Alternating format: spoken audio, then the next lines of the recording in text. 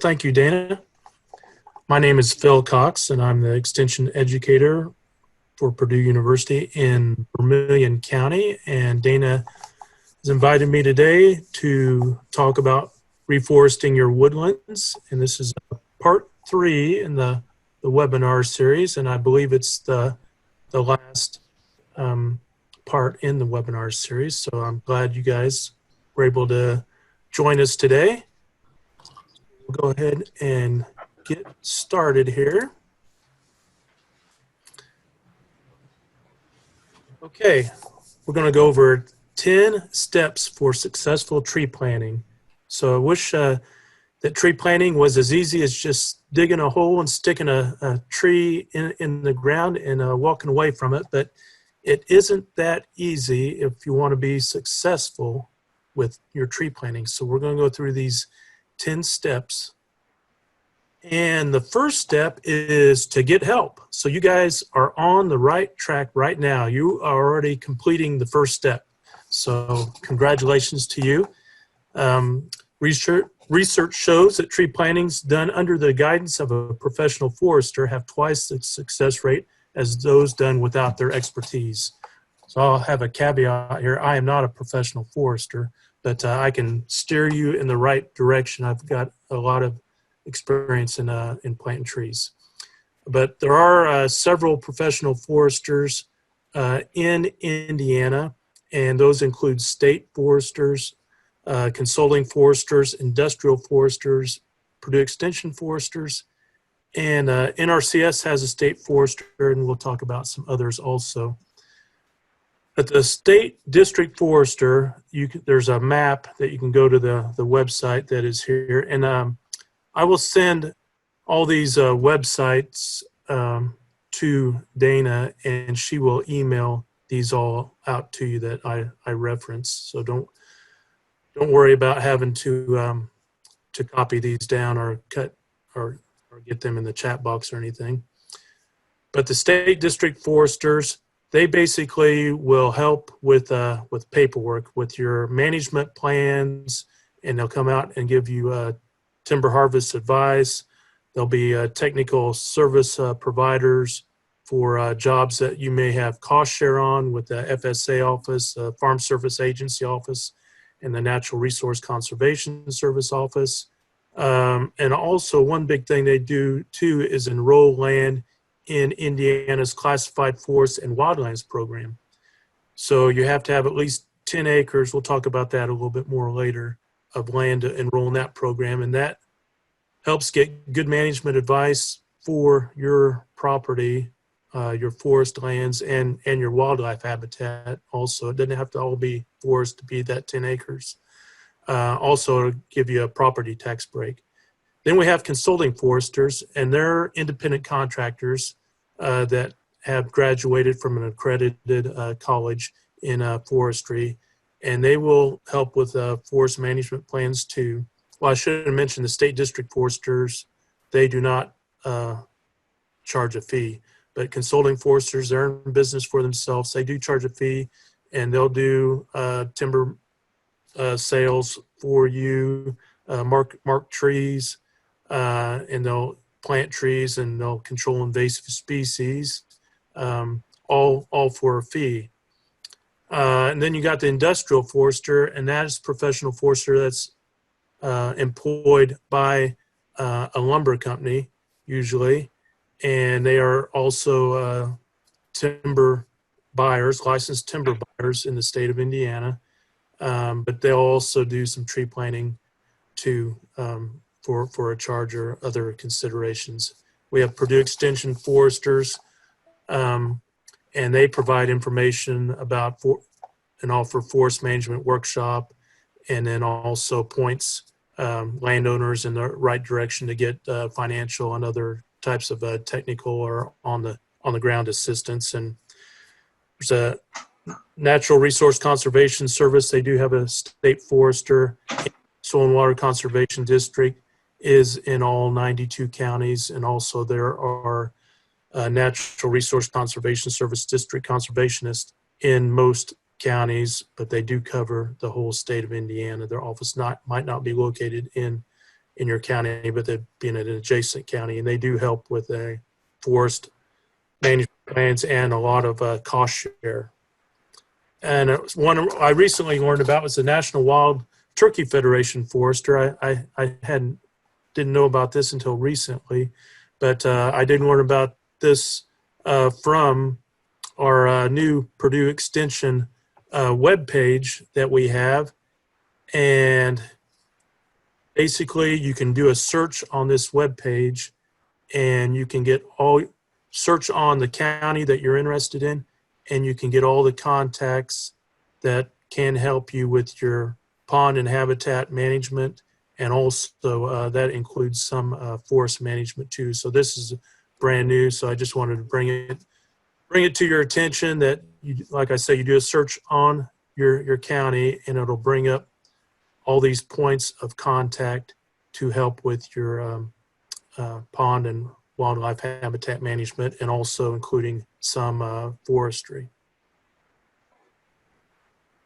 Okay, so you got to make a planting plan. So Chinese once said that the best time to plant a tree was 20 years ago, and next best time is today. But really, you need to start planning to plant a year in advance if you're going to do anything major, especially if you want to get cost share assistance. If you want to get cost share assistance, you got to enroll in a program with the FSA office and the Natural Resource Conservation Office, and that you usually have to do the year before that you want to start planting. Aerial maps are great for planting, so you can get aerial maps off of Google Earth or off of the Web Soil Survey, which we'll go over. And some of the plan elements, you got to have what your objective is, because there's going to be, you might have an objective for that you want to produce timber harvest for income for future generations, or maybe if you're young for yourself, or you might just want to be planting trees because you want to hunt on that property, or you might want to have a lot of wildlife on that property just to enjoy and watch. So what your objectives are going to determine what kind of species you plant and how far apart you plant these species and where you plant them.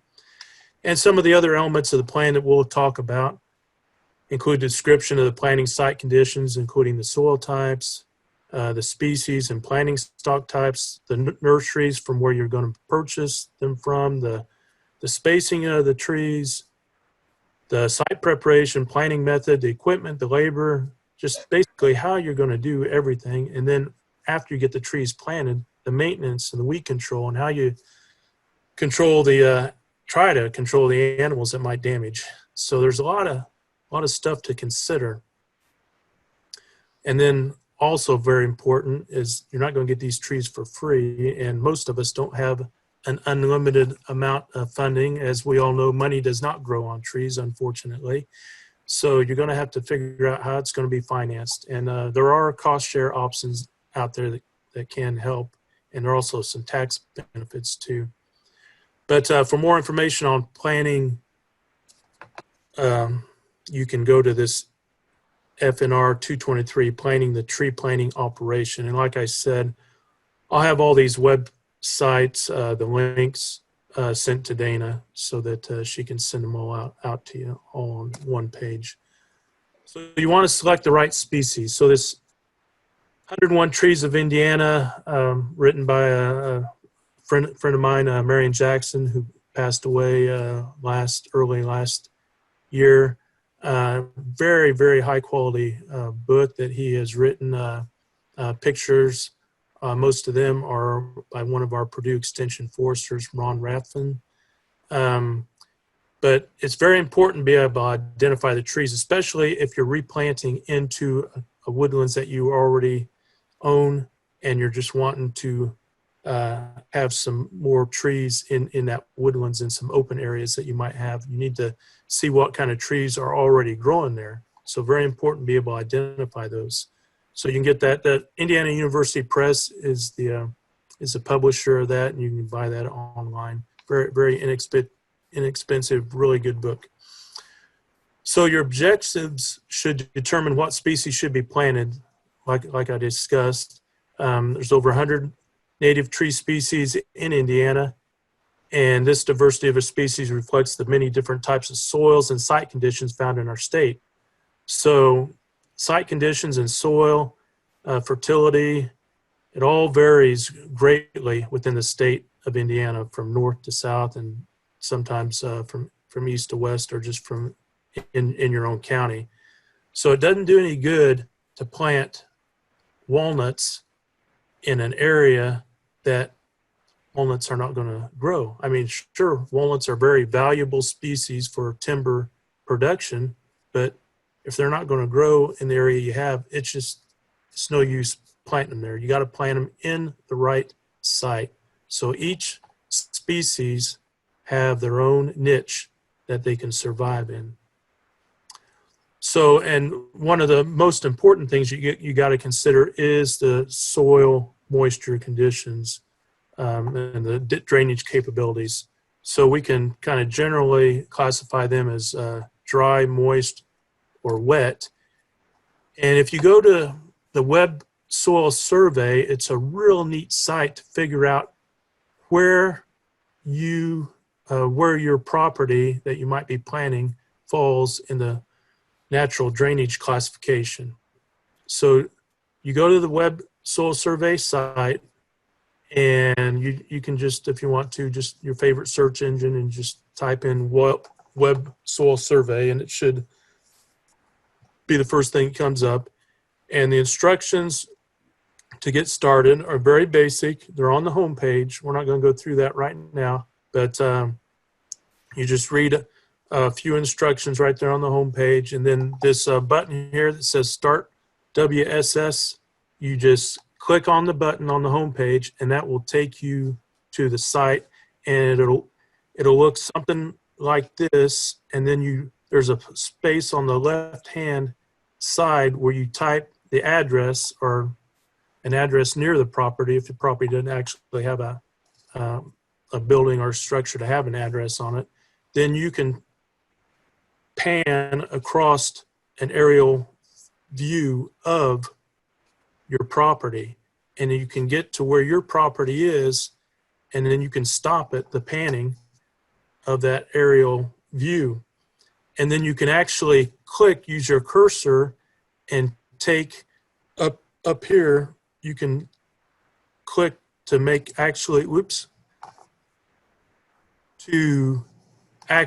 boundaries of what we call the area of interest, or the AOI, on the aerial map. And then you can click on the download soils data, and it will tell you everything that you want to know about those soils, including the drainage classification of those soils. So you just got to play with that a little bit, and you can do, there's lots of different stuff you can do with that. But for just the basics, it's real good too. And you can even print out maps from that. And that's all free, so there's no charge. Okay, so you want to select the right species. Okay, so for Indiana, central Indiana, upland sites that are very dry to dry, that are excessively drained and well-drained soils on south-facing slopes, species that you might want to consider planting that should do well are your hickories, be your mockernut, your pignut, your shagbark. Shagbarks, of course, are very good for bat habitat. And then your oak species, your black, burr, your chinkapin, your northern red, your shingle oak, your scarlet, and your white oak are also species to be considered. And it's good to mix up these species, even within the oaks, because the red oak group, which would include the black oaks, and there's the white oak, or the red oak would also include the shingle, the scarlet, the northern red, and then white oaks will include the white and the bur oak. But in order to don't have all your eggs in one basket, you want to have a bunch of different or several different species of trees that you're going to be planting, so that if something comes, that it won't wipe all the single species out. If whatever plague or insect would come, like emerald ash borer would come, it wouldn't wipe out all of your planting if you had happened to plant all ash trees. But upland sites for a moist, well-drained, moderately well-drained site, the species to plant for central Indiana. Now I've got white ash on there, but if you see the asterisk, do not plant white ash now because of the emerald ash borer, okay? But there's several other species that you can choose to plant. Black cherry, persimmon, tulip poplar, black walnut, hickories, the bitternut, mockernut, pignut, shagbark, Kentucky coffee tree, something you could consider. Red and sugar maple, again, depending on what your objective. If your objective is to have an oak hickory forest, then you don't want to plant red and sugar. If you want to have a sugar bush camp, make maple syrup, then you want to plant sugar maple, right? Okay. And the oaks, again, are black, bur, chinkapin, northern red, shingle, and shumard, and white oak. And for bottomland sites, the more timber important species and more valuable species are not always found on the bottomland sites, and so they're not as valuable for timber producing, but you still can get a lot of wildlife down there. And so if you do have a bottomland site, like I say, you don't want to plant a tree, something like walnut, that wouldn't grow there, but you can plant hickories, other trees that are water loving, like river birch, silver maple, cottonwood, sycamore.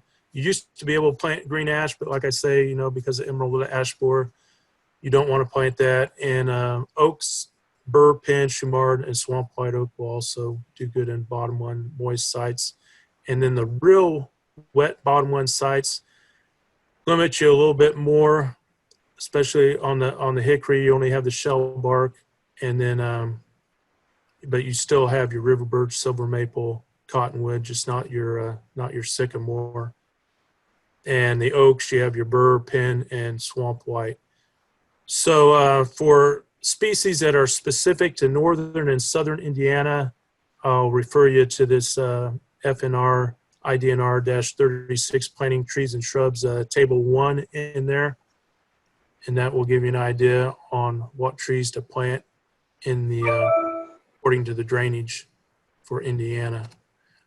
Okay, the species mixes. Okay, so you can either plant a single species planting or a mixed species planting. So if you plant a single species planting, like we discussed a little bit, they're going to be more susceptible to insect and disease epidemics. So if something like the picture here shows a single species plantation of monoculture of black walnut, well, if 1,000 cankers disease came in and wiped out all the walnut trees, then that would not be that would be a big loss to your investment on those trees.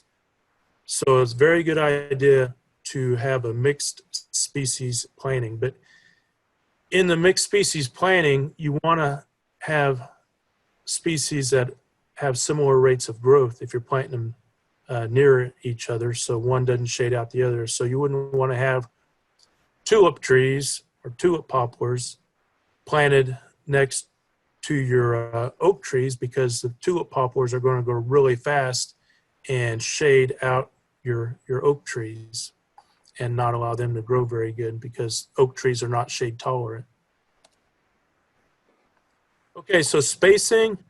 Okay, so factors considered include species choice, planting equipment, how big your mowing equipment is, your future commitment to thinning the plantation, because the more trees you plant, the more that you need to have thin as your plantation matures, and consider your initial cost for seedlings. So you consider your objective. If you have objective for a nut production or seed production, then you're going to have spacing that's going to be maybe 20, 25 foot between trees. You know, of course, Christmas trees or something like that would be less spacing. But for our purposes here, we'll talk about mixed hardwood forest establishment that will be used for multiple uses for timber and forest wildlife habitat. So if you're planting in an area that has no trees, like an ag field, a former ag field, or a former pasture, consider spacing that is 5 foot within row by 8 foot between the rows, as long as your equipment, like if you're planning on mowing, if it can fit between the row at 8 foot, and then up to 8 foot within row by 8 foot between the rows. So that if you use the smaller spacing, then you get 1,089 trees per acre. If you use the wider spacing, 8 foot by 8 foot, you get 680 trees per acre. Of course, your crop trees, you're going to have to, eventually, you'll get that down to where you're managing for crop trees about around 60 per acre if you're going to be doing it for timber production. So now we'll talk about preparing the planting site. Site preparation, three main things are weed control and could be tillage and fertilization. Weed control, that is your most important site preparation activity. Weed control for the before and then after you plant the trees are very, very important. You cannot just walk away after you plant your trees. You have to control the weeds. A good weed control frees young seedlings from other vegetation that compete for water, nutrients, and sunlight. Okay, there are herbicides that control grasses and broadleaf weeds, and there's others that just control grasses, or there's others that just control broadleaf weeds. But you can apply them in the late summer prior to your spring planting. So you need to, like I say, plan ahead for this. And depending on existing and potential weed competition, a pre-emergent herbicide may be applied at the time of planting or shortly thereafter to control weed seedlings before they emerge. So that's what happens a lot of time. But you got to be careful that you do not apply the herbicide when when it's budding out or the leaves are starting to emerge. Now, tillage might be a good practice if you do have a lot of weeds and if you need to have the soil loosened up a little bit. But in a lot of cases, most cases, you probably don't need to do that if it's already been tilled before in a former agriculture field. And in fertilization, that is rarely recommended for tree plantings unless the site has been poorly managed and it has not had any prior fertilizer. But there are a couple of more detailed publications that we will send to you an email if you're interested in that. Okay, where to purchase seedlings? Okay, so the Indiana Division of Forestry Nursery has many different species of hardwood trees. And I talked to them, well, they emailed me yesterday. And they're running really low on trees, but they still have a few left. If anybody would want to get some, I know it's a little bit late and you might not have a plan in place, but if you did have a plan and you were kind of running short on trees, then there are some still left as of yesterday. Red oak about 700, white oak about 1,100, Chinkapin oak only 100. So that would only be like one bag. They usually sell those in bags of hundreds. Pin oak 400, black cherry 1,300, tulip tree 1,500. And there's a few others, but there's a phone number for the state nursery if you would happen to need any. 812-358-3621. But if you're planning for next year, you just need to be ready, and you can start ordering online on October 1st. That's an annual date where you can start ordering online, and that's the website address to order online. And it's basically, it's a first come, first serve. It used to be a lottery system years ago, but now they've gone to first come, first serve. So you need to get it in as soon as possible, get the tree species that you prefer, get your order in. Instructions and everything are on that website, so pretty self-explanatory when you read the instructions. You can get them delivered, or you can pick them up at the nursery. If you only have a bag or two, like a couple of hundred, you might just want to have them shipped UPS. That's what I usually do, and that's what the bag looks like on the photo when they ship them UPS. There are also some private nurseries that you can go to.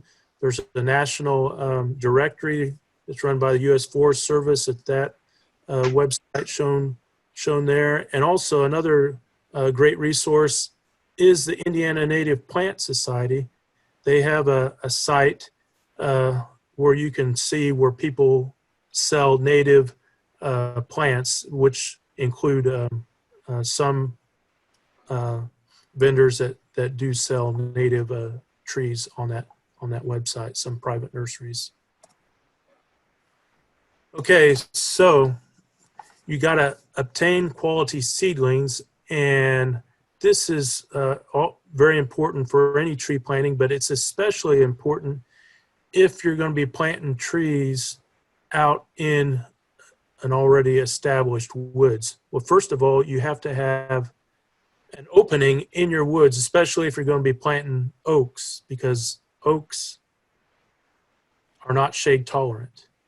But species like maple are shade tolerant. So a lot of people want to enrich their oak forest, and in order to do that, you might have had a clear cut or a group selection cut or a shelter wood cut or a single tree selection cut. So a shelter wood cut and a clear cut, you might be able to, or a group selection, you might be able to plant seedlings. You might want to enrich your planting of oaks by planting seedlings of oaks in those areas.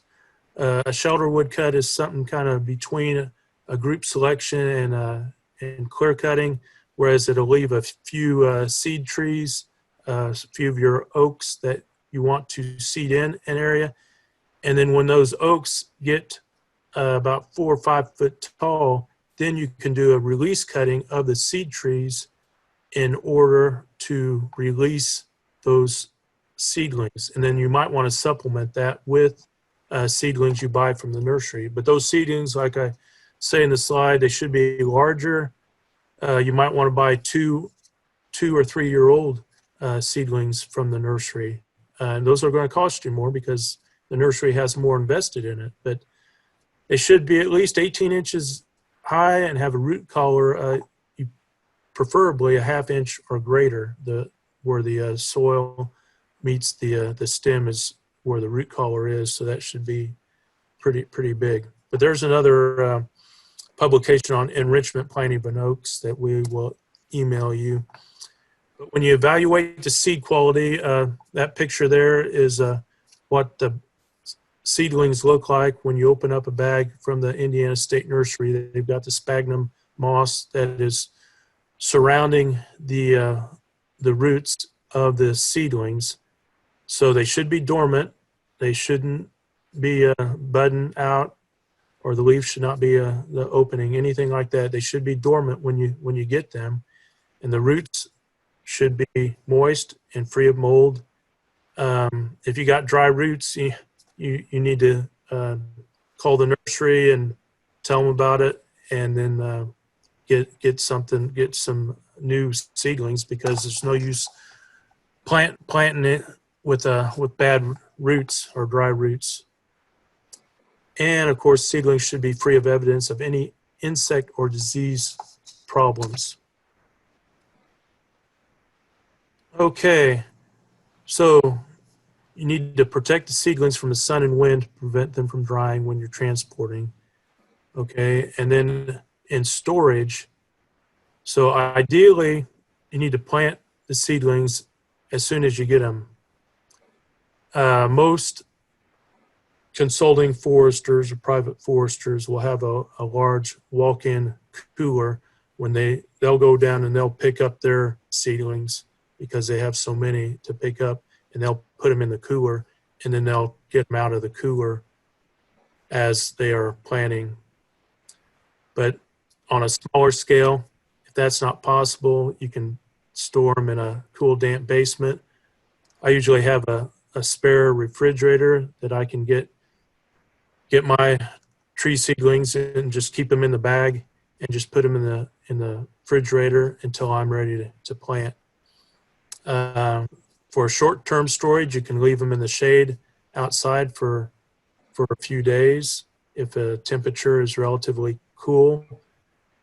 If you're storing for a longer period of time, if you don't have a refrigerator, you might need to heal them in the soil area, in a shaded area that's moist. And this diagram here shows that you just dig a V-shaped trench in the moist, shady place, and then you take the seedlings out and you spread them in the trench, and then you cover them with the soil and water them in, and just kind of firm the soil up, and with your foot, if that's all you have, and just make sure that those keep watered at least once a week or as required. So care for the seedlings at the planting site. So only bring seedlings that you're planning to plant that day. Keep the others back home in a controlled environment, and protect the seedlings from the sun and wind.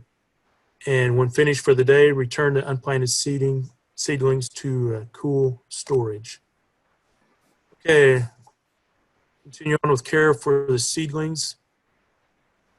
Okay, usually nothing additional needs to be done to prepare the bare root seedlings for planting after removing from the bundles. You can see in this picture, these bundle of 10 seedlings have been removed. Sometimes the roots will be longer than what your planting hole is going to be, whether it be machine planting or hand planting with a shovel or a planting bar. So you might have to trim off a little bit of the root because you don't want a J-shaped root, and you don't want roots sticking up out of the hole. If roots appear to be drying, soak them in a bucket of water for 30 to 60 minutes. You have that at the planting site. You just try to keep that sphagnum moss around them for as long as you can. What I like to do to kind of ensure, or at least make me feel better, I don't have any research on this, but I like to dip my seedlings, the roots, in a product called TerraSorb. It's a super absorbent material, and you can see the before crystals. And when you mix them in with water, it makes these tiny little gel capsules, and you dip the roots in the gel, and this gel will stick to the roots. I don't know if you can see it very good on the roots in that picture, but and then it will actually hold the moisture, the water in that roots, and in case you don't have any rain, the roots will still be moist, and that will help keep them moist for a while. But those, you can get that online. Forestry Suppliers is a good resource online for buying something like that. So if you're going to be hand planting, that of course would be for smaller areas, unless you have a lot of a labor available, either volunteer or paid labor. That's going to take a long time if it's a big area.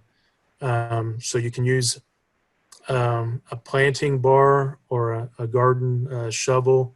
Showing a picture of the planting bar, you can't really see it real good, but one side of the bottom is flat and the other side is a wedge shape. So when you stick that in the ground, it will, and you move it back and forth, it will make a good size hole for you to stick your roots in of your tree seedling.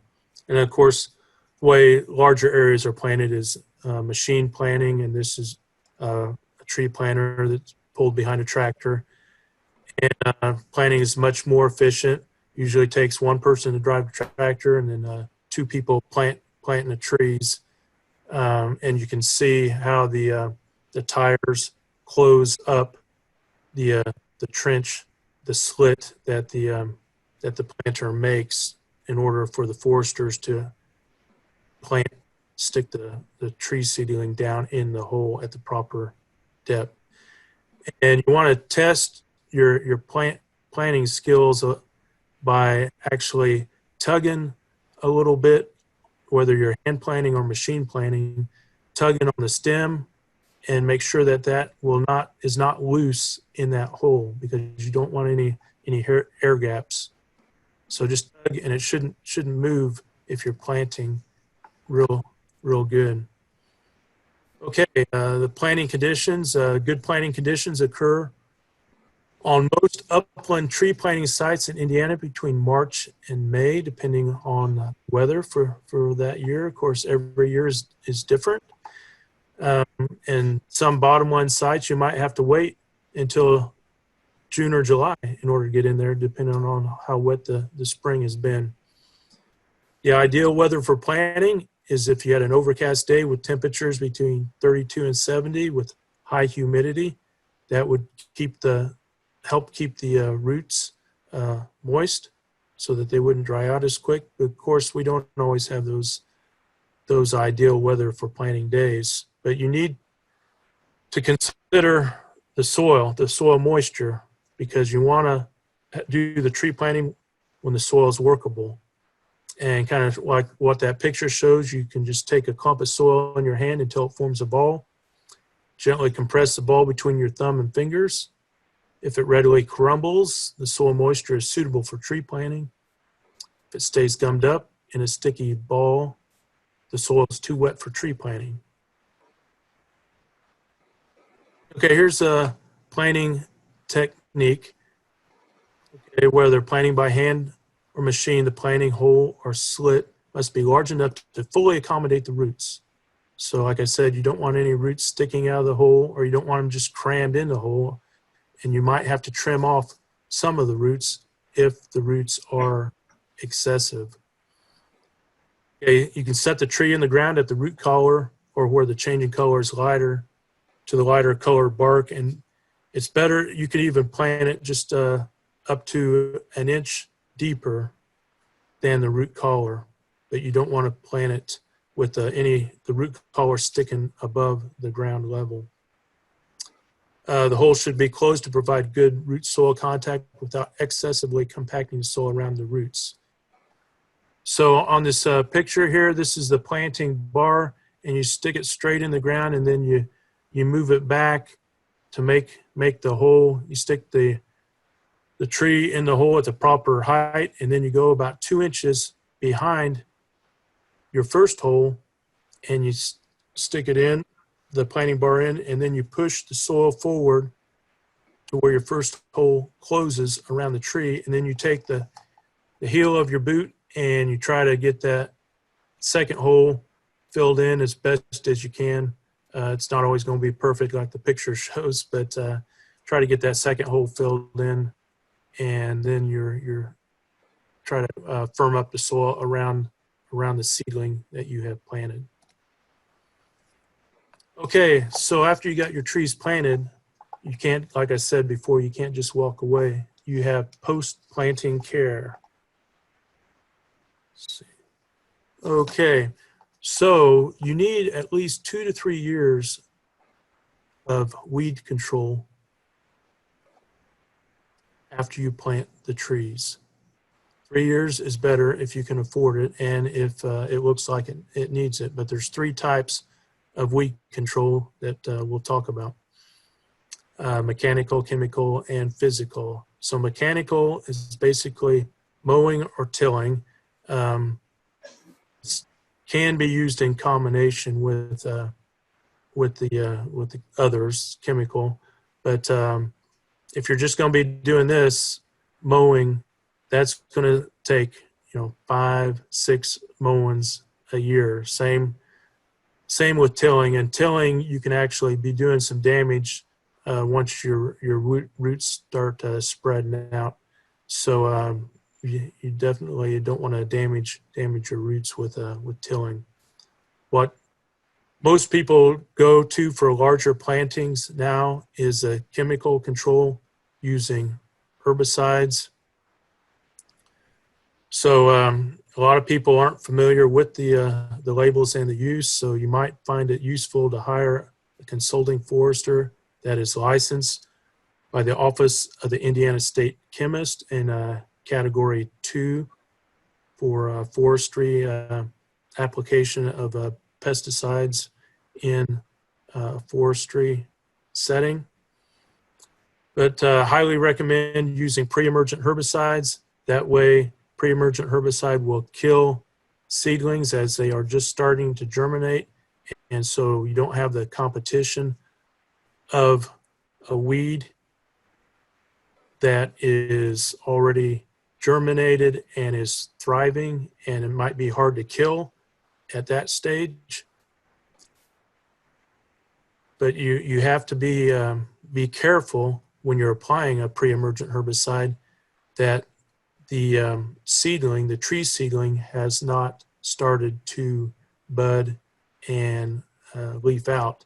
So you can see in this picture, this walnut plantation, real good pre-emergent control. It's you don't see any weeds around.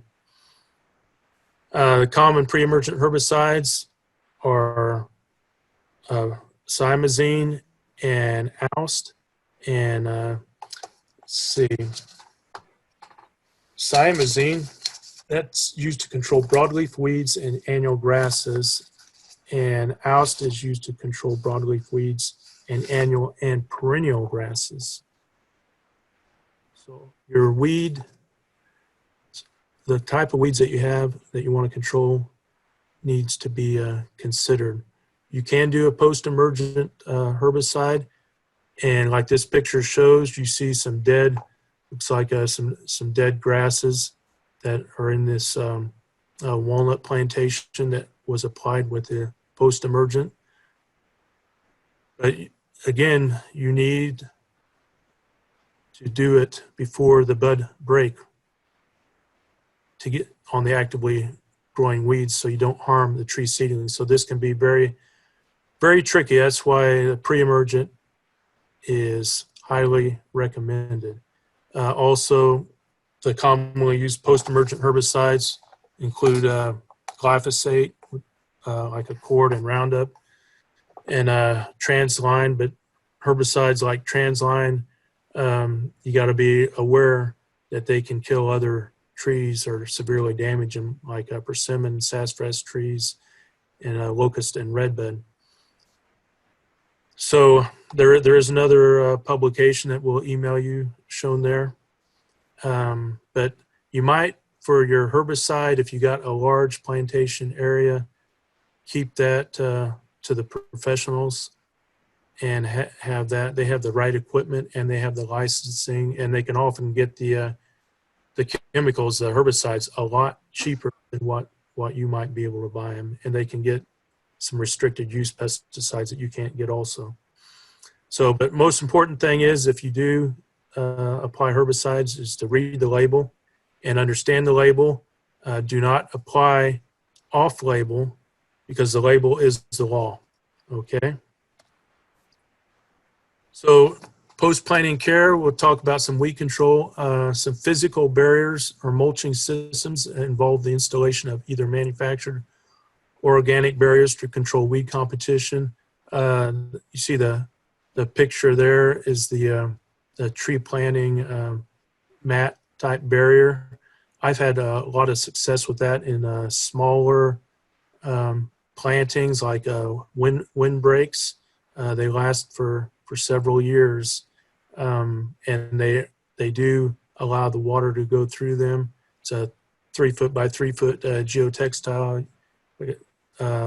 You can get these from forestry suppliers. Put the shiny side up in order to let the water go through better. Mulching with straw, sawdust, or wood chips. This is would work maybe for a smaller planting, maybe out in a wooded area if you only have a few trees to plant. And then in a larger area, you might want to consider a cover crop. If you did consider a cover crop, of course, you plant that the year before you planted the trees, and you might want to consider some legume species like clover that would produce nitrogen. But the thing about cover crop, there's an expense planting that, and then you're going to have to kill the cover crop that's in the row or around your tree seedlings that you've planted. So you have to consider that also. Isn't that deer cute? That deer is going to be one of the worst enemies that you have on your tree plantings, especially if you're planting oaks. So we need to do some kind of mitigation or protection from deer. So there's several options, and you might have to use several of these in order to be successful. But fencing is one, and too bad deer can't read signs. Maybe they might see the danger electric fence sign, but electric fence, there's a few different types that you can put up for smaller areas. What they call a peanut butter fence is most effective for small areas of 3 to 4 acres. You just have one single strand of electric fence wire. Put that at about 30 inches high, and then you put the foil on the adhesive tape, and you put the peanut butter inside on the tape, and that foil will attract the deer, and they will touch their nose. I mean, the peanut butter will attract the deer mainly, and the foil too, and the deer will touch it, and they'll get a shock on their nose, real sensitive part of their body, and that will, for the most part, keep them away. Also, something you can try is a polytape fence up to a 40-acre area. You can buy this polytape electric fence at most rural supply stores, farm supply stores. And you don't need, like it shows in the picture, you don't actually need the two poly tape. You just need the top one at about 30 inches high. The deer will come up to it. You don't need any bait on it. They'll just be naturally inquisitive and see that wide tape, and they'll touch their nose on it, and that will scare them away. The bottom strand is if you're trying to keep something like raccoons out. So, but these are real easy to put in. They don't have to be tight. And you can, like I say, you can get all the materials at a farm supply store. Protection from deer. This, of course, would cost a lot more on the multi-strand high tensile electric fence. So most people aren't doing this anymore, but if you're interested in electric fences for deer protection, we'll send you the link for that. But some people are building these plastic mesh deer exclusion fences. So if you have more than 250 trees or more than a half acre, you can use one of these fences about 7.5 foot high. If you see on the picture on the left is a 3-year-old planting of black walnut, cherry, red and white oak with growth. And then also on the right is the control area that's not fenced in, and that is the same plantation. And you can see, or you can't see any trees in there because the deer have actually have chewed them all down where they have bushed out, and you can't see them like you can see the trees on the left-hand side. But we'll send you the link, and this is all online, how to build a plastic mesh deer exclusion fence if you're interested in that. Okay, so a lot of people like a magic bullet, and they think, oh, don't we have some kind of deer repellent? Some kind of a snake oil that will scare the snakes and the deer away? Well, They do sell, and they are commercially available repellents, but thing about them, they're temporary, and a lot of times several of them are dependent on the deer actually eating the plant, and so it has to be a taste avoidant, and we don't actually want the deer eating the plant. But so repellents are generally more effective when the following conditions exist. You have low to moderate deer pressure, light to moderate feeding damage, a small acreage, and repellents are not being used on the adjacent properties, and there are alternative food sources are available.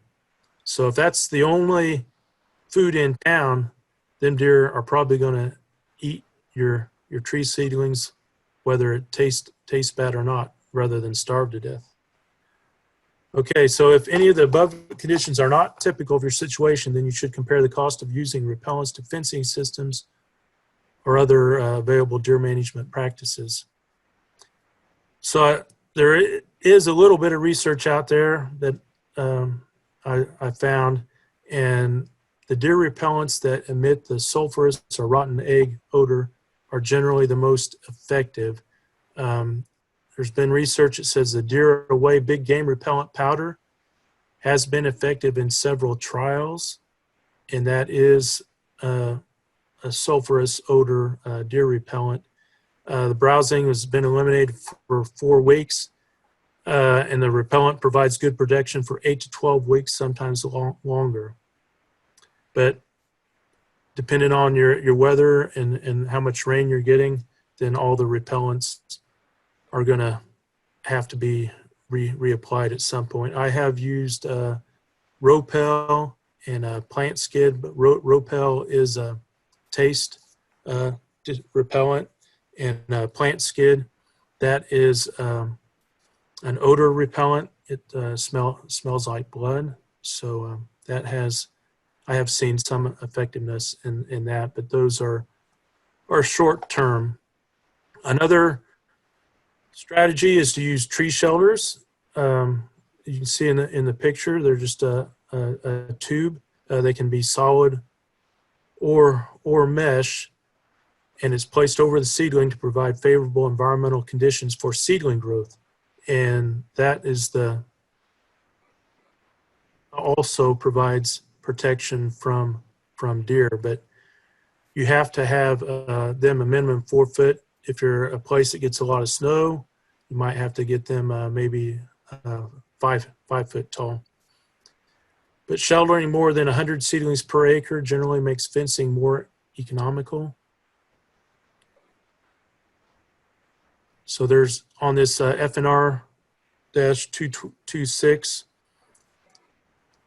in that publication, there are several vendors that are listed for different types of tree shelters that you can buy. Of course, the best protection from deer is allowing hunting. I know some people don't like that, but if you do allow hunting and you want the deer to stop eating your tree seedlings, you have to require them to take does, because bucks can breed several does, up to 5 does. So you have to harvest does if you want to get that deer population down to protect your seedlings. You can also, in Indiana, you can get out of season control permits. Qualifications for that: you have to have a minimum loss of $500 in deer damage that has occurred or is considered inevitable during the calendar year. So if you have a large tree plantation, or maybe even a medium-sized one, it's not going to take very long for $500 worth of damage to be incurred. So I would say it shouldn't be too hard to get what they call depredation permit or out-of-season control permit. And you can contact your state district biologist, can help to develop a deer reduction plan, and may be able to provide deer control permits for your property. And that's the website to, or you can just Google Indiana wildlife or state district biologist. Okay, lastly, you got all these trees planted and you feel good and you've done all your control for weeds and animals. You can take a break, take a tax break. So in the Internal Revenue Service Code, there is a provision where you can expense or deduct 100% of tree planting costs up to $10,000 per year if the trees are being planted for timber. Okay, so the balance of the tree planting costs may be amortized over a 7-year period. And the tree planting costs, they include what you have to pay or you consider your own time for plant preparation, site preparation, pay for the actual seedlings, the planting labor and equipment, the weed control and protection costs. So basically the whole ball of yarn, and that would include the cost of a forester. So it might be very, very well for you to consider that tax break. There's the website for more information on that, or you can contact your accountant and they might be able to help you with that. Also, like I mentioned earlier, Indiana residents are eligible for a classified forest and wildlands program. You have to have at least 10 acres of forest, wetland, shrubland, and or grassland to be eligible for this program. And they will write a management plan for you for your property. And you can contact the state forester for details and how to enroll in this program. But the sooner you do this, the better, because they have a lot of work to do, and they can't always. They'll put you in the line in the queue for that, but it might take them a little while to get to you. Okay, with that, there's my disclaimer and my contact information. And we have any questions, Dana? There was one question from Patty Weaver about Sonu spray over the top of seedlings. Maybe Patty, you can chime in and add some clarification. Okay, well, yeah, spraying in, you want to make sure that those seedlings have not started leafing out yet, and you just want to spray. Usually when a consulting forester sprays, they have a boom, have that boom set so that it sprays like about a foot on each side of the seedling in a row, so that they're careful not to actually hit the seedling with the spray. If you're doing it with like a backpack sprayer yourself, then it's a good idea to get something to protect or shield. It'd probably be easier if you had two people and shield the seedling from the spray when you're spraying it around the seedling with a backpack sprayer.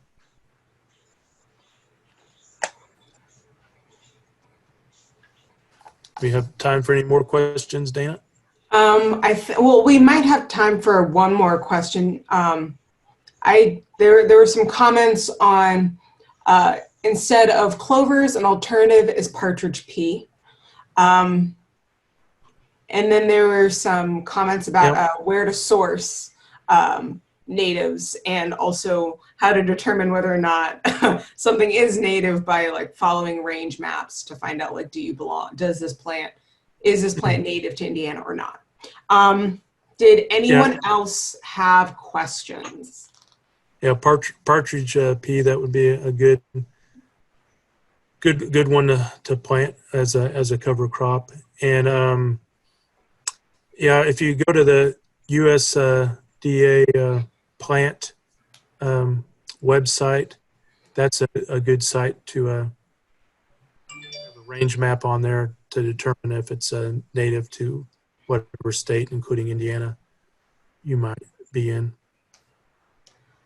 So I'm going to assume that we have no more questions and say thank you to all of our attendees for joining us. I will be sending an email with all the documents that Phil referenced so that you have somewhere to go in order to find out more information about reforestation. Just all that information is there, and I'll consolidate it into email so that you'll have that for your records.